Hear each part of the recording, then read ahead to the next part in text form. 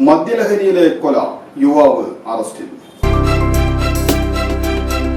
എല്ലാത്തരം എസികൾക്കും വിലക്കുറവിന്റെ മഹാത്ഭുതം തീർത്ത് power plus home appliances, Kavilkadavu, Kodungallur. Kottayam Kanjirappally Vattakappara വീട്ടിൽ 39 വയസ്സുള്ള സാജൻ ചാക്കോയാണ് അറസ്റ്റിലായത്. പത്തനംതിട്ട സ്വദേശി പടിഞ്ഞാറ്റേതിൽ വീട്ടിൽ 40 വയസ്സുള്ള അനിൽകുമാറിനാണ് മരിച്ചത്. തൃത്തല്ലൂർ മുളിബസാർ എന്ന സ്ഥലത്ത് സ്വകാര്യ സ്ഥാപനത്തിൽ ഡ്രൈവർ ജോലി ചെയ്യുന്നവരാണ് ഇരുവരും. 15-ാം തീയതി രാത്രി 11:30 മണിക്ക് ഒന്നിച്ച് താമസിച്ചിരുന്ന മുളിബസാറിന് സമീപത്തുള്ള വീടിന്റെ 1-ാം നിലയിൽ വെച്ച് മദ്യപിക്കുകയും തുടർന്നുണ്ടായ വാക്കുതർക്കത്തിനിടയിൽ സാജൻ ചാക്കോ അനിൽകുമാറിനെ മുകളിൽ നിന്ന് താഴേക്ക് തള്ളിയിട്ട ശേഷം സാജൻ ചാക്കോയും താഴേക്കിറങ്ങി വന്ന് മുറ്റത്ത് വീണ് കിടന്നിരുന്ന വലിയ സിമന്റ് ഇഷ്ടിക കൊണ്ട് തലയിലും നെഞ്ചത്തും ഇടിച്ച് കൊലപ്പെടുത്തുകയായിരുന്നു.